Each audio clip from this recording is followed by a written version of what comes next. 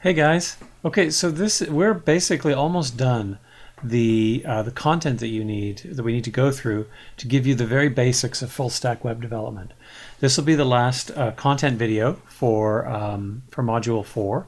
We're going to do just a little bit more Ajax. We're going to look at the situation where you want to retrieve a bunch of stuff from a database and send it back to a JavaScript program from your PHP program. So we're going to do that, and then there'll be one more video. I'll go over a little bit of the assignment, and then leaving lots of space for you guys to work on exercises and to get started on the assignment. So I'm hoping that you will have tried all that stuff before class, and then in class we can go over all of that. And there, of course, will be a test the week after this, so we can also talk about the test in class. Excuse me.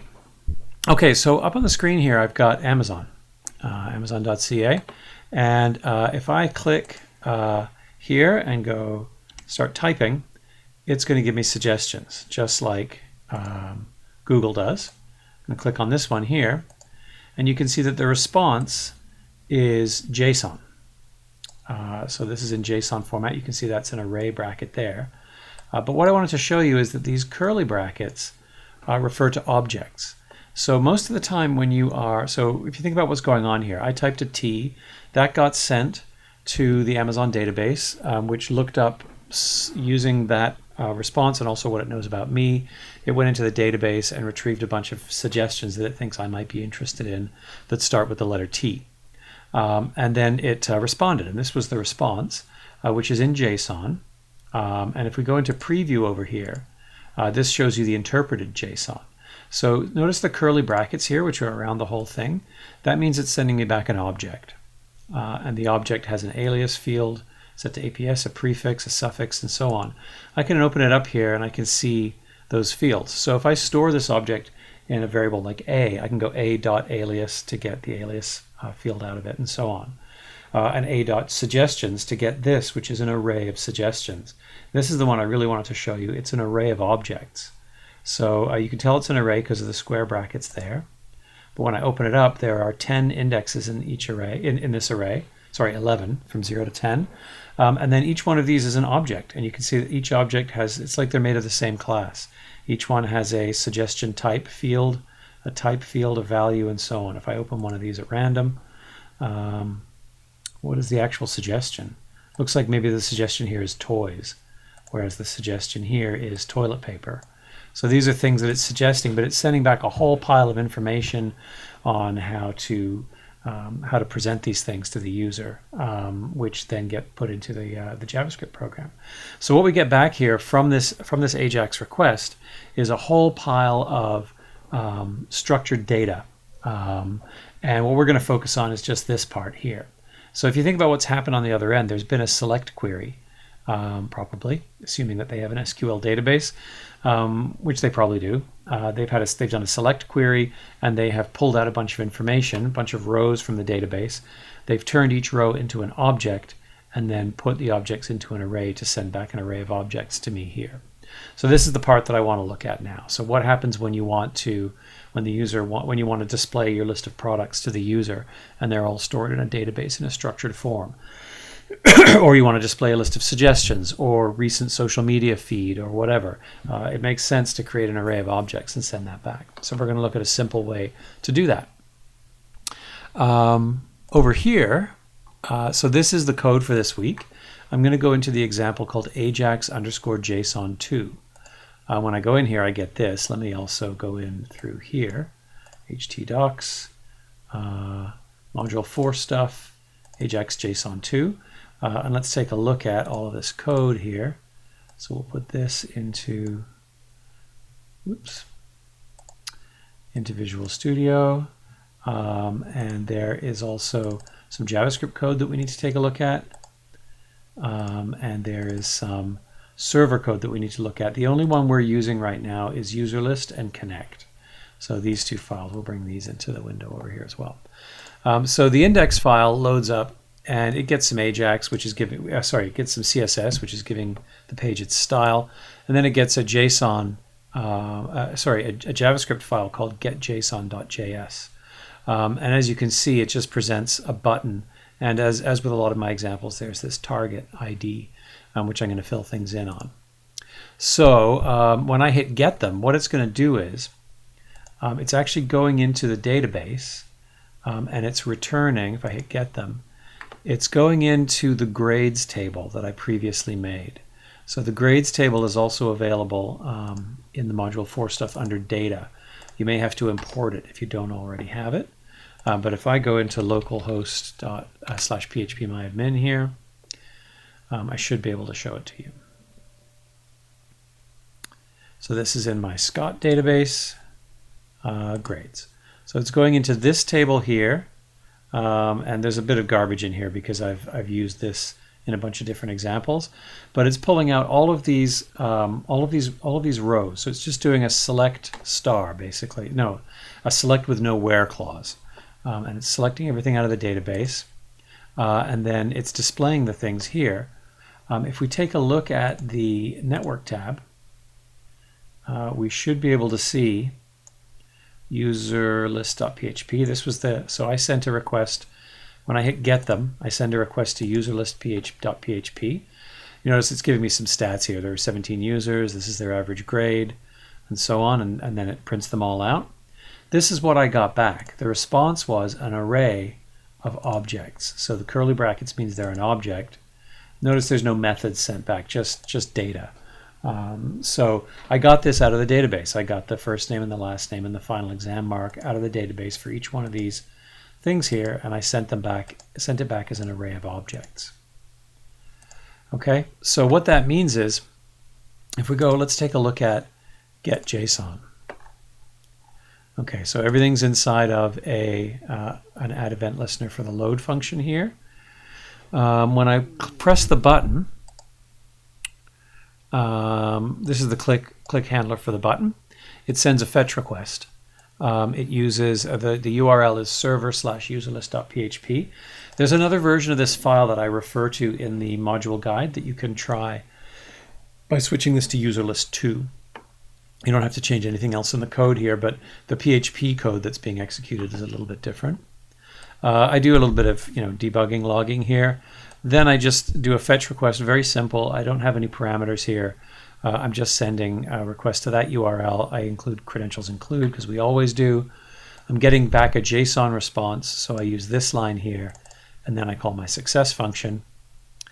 My success function, users, is going to be an array. So what I do here is I've got a little loop here going from I up to the length of the array, and I am creating a string here called students, and I've got a special little helper function over here that takes a single user object.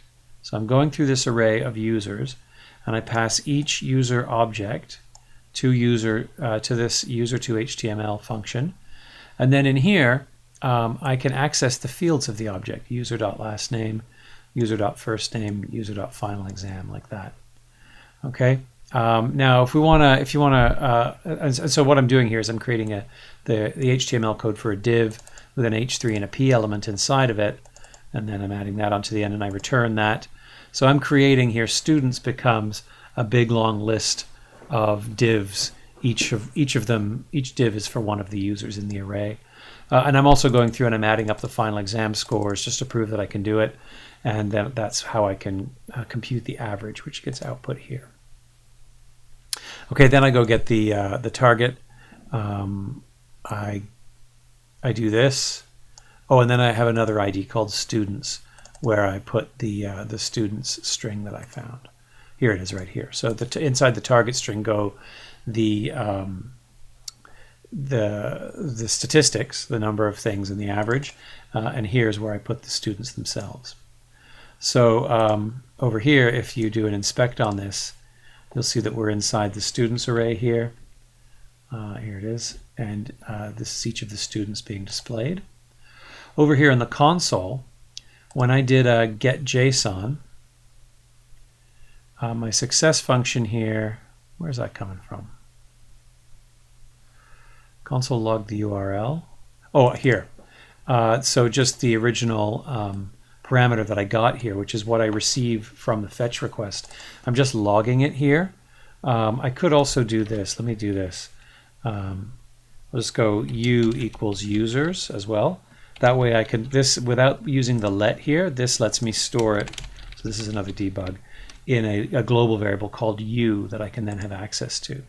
So let me just do a Shift F5 to reload everything. I hit get them, and now I've got this u variable, which I can open up and take a look at. So this is what I got. This is basically the JSON that I got back from the PHP program, which went into the database and retrieved all of these items from the database. It's returning them all to me, and I can access it like this. So u13, for example, is this object. First name Anne, last name Saint-Amand. u13 dot first name gives me the first name. And let's do one more. Final exam gives me her grade of 100 on the final exam. Way to go, Anne. So what I'm trying to show you here is that I sent this network request. The PHP file, which I haven't shown you yet, somehow went into, did a select query and returned to me, created an array of objects out of the results that it got back from the select query and returned that array of objects to me. And so having received that, I can now, without worrying about what happened on the PHP end, I can now use a loop to go through the users array that I got, the array of users, and I've got this little helper function that lets me put each one of them in a div. So I'm displaying them sort of nicely for the user. Okay, so hopefully that was relatively clear. There's quite a few moving parts in this code. Like we've sort of gotten to the end where everything's in here now. PHP, SQL, JavaScript, Ajax, the whole shebang, the whole full stack. It's all here. So if it gets a little confusing, just do your best to understand it. Try and trace the execution of the program, rewatch this video, and so on. But we'll have another shot at it in class where I'll try to explain it a bit better. But so far, I've only shown you the client side. Now I want to show you the server side. So I use my connect script here. Oh, this is actually, I don't need this. This is left over from, I believe. Yeah, I don't need that. This is part of the other way of showing you how to do it. So let's comment that out. Actually, I'll get rid of it completely. I'll try to remember to remove it from your version of the code, but that include is we're not using it. Just to prove that it'll still work, I'll reload here and hit get them. So we're not using that code. We're including connect.php, which is just the usual thing. It's just the boilerplate that connects to the database. I'm not receiving any parameters here. Normally you would have a parameter, maybe a last name that they want to search for or something like that. But I'm not doing that. I'm just doing a select query. I'm getting the first name, last name, and final exam from the grades table. Oh, and I'm sorting them by the last name. Okay, then I prepare and execute the statement. And here's where the magic happens. So you can see the last line of the code here is echoing JSON encode of this user list variable, which should at this point hold an array of users. So what I'm doing here is I create user list as a blank array, as an empty array. And then I'm using row equals statement fetch. And what I'm actually creating here, a user, rather than creating an object per se, I'm creating an associative array. So this is an associative array that's going to associate first name to whatever I got from the database, last name to whatever I got from the database, and final exam to whatever I got from the database, but cast as an integer because I'm going to want to add up these things and so on. So I can do that in PHP and JavaScript. In PHP, just like I can in Java and C#. I can cast a string I can cast something. Actually, you can't do this in Java now that I think of it. You have to use integer.parseInt or something, but we're a little more flexible in PHP. We can just cast a string to an int and it'll work fine. So this becomes an integer. So this is an associative array, and then I push that associative array into here. So what I end up with is an array of associative arrays. But as far as JavaScript is concerned, there is no difference between an object and an associative array. In fact, it's not too far wrong to say that in JavaScript, an object just is an associative array.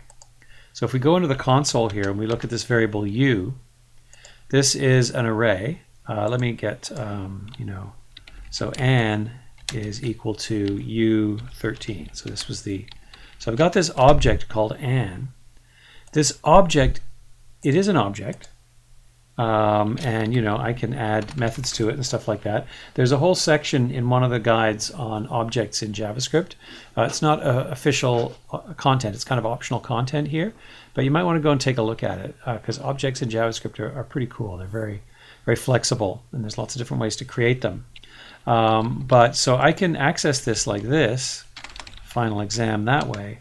I can also access it using this style. This associative array style, and I get the exact same thing. And that is true of every single object in JavaScript. Every single object is also an associative array, including the document object. So I can go document.getElement by ID students. I think there was one in there called students, and that gets me that. Or I've accessed this using the dot notation. I can also access it using associative array notation like that. What did I get wrong? It's the dot. I don't want the dot. So this does the exact same thing. This, using associative array notation, refers to the same function that this refers to. You don't see people doing this very often, calling functions like that, but what you do see are things like this. Let's go s equals that. You know, say you want to change the style. You can go s.style.background color equals blue, something like that, right? And it changes the background color. You will often see people do this, s.style, and then, so they use the dot notation for that, but then they do background color like this. Let me just change it to something different. So that's, these two things are equivalent. And there's a few reasons why you might want to access the style elements this way. One is that it will support the hyphenated properties. Wait, let me change it back to blue. So the hyphens work in here, just so they look more like CSS properties. But also, when you're using the associative array notation, you can do something like this. You know, x equals color, and then you can know s.style, so you can have a variable which has the actual style value that you want to set. Let's go white. Like that. So, which is something that I can't do using the dot notation. Anyway, this is all an extended aside, but we've had a couple of like potentially mind-blowing moments in JavaScript. One is the revelation that function names are just variable names, and that you can pass functions around as if they were regular variables. The second is that associative arrays and objects are the same thing. So you can create an associative array and give it a bunch of keys. Some of those keys can be functions, and those functions will become methods. So you can use the dot notation and the bracket notation interchangeably. Okay, so what? So the point is that we don't have to actually know how to do object-oriented programming in PHP to create an array of objects. Now in PHP, associative arrays are not the same as objects. They're different. But we're going to encode this into JavaScript object notation. And since it's based on JavaScript, it makes no distinction. So we get what looks to JavaScript like an array of objects coming in the other end. Okay, so that's how it works. I create the user like this by setting up an associative array as if I was setting up an object. I just put the information into it. I push it into my user list array like this, and then I just JSON encode the user list, and it comes back to me looking like this, an array of objects. And then I can use it in the JavaScript code. So pretty cool, huh? All right, I'm going to leave it there, and I would like you to give it a try. Now, there are some exercises for Module 4. If we go to the exercises for Part 3, we wrote an app in Module 3. I put in the what to do this week. If you click on that, it tells you where to get the code. We made some code together where the user enters a minimum and a maximum population, and it returns, it prints out a bunch of city objects. So what I want to do is I want you to convert or create a PHP file that outputs a JSON encoded array of city objects from the database for this, which I think should be, yeah, here it is, from the world database, using the minimum and the maximum from the user. It says, yeah, it says you can ignore this. Use an array of associative arrays to create these city objects. And then it should, so you can sort of strip down everything out of that PHP file to just accept the minimum and maximum parameter. And then it outputs those, a JSON encoded array of city objects. And then write a new HTML page with a form to enter min and max, or you can commandeer the old one. When they submit it, don't change pages. Just launch an AJAX request and receive the array of cities, and then display that list. It says in a table on the page, or in any way that you like on the page. And then it says to put it on CS Unix. Okay, so I'd like you to give that a try. We will walk through it in class. This is just what, basically you're reproducing what I just did with users and the grades table, but now there's going to be a where clause on the select query that's going to use the min and max parameters. Okay, so that's what I would like you to try. And the next video I'm going to introduce the assignment. This assignment is fairly involved, so there's a lot less content this week, so I'm hoping that you'll get to even give it a try getting started before we even get into class, and then in class we can discuss it some more. All right, good luck.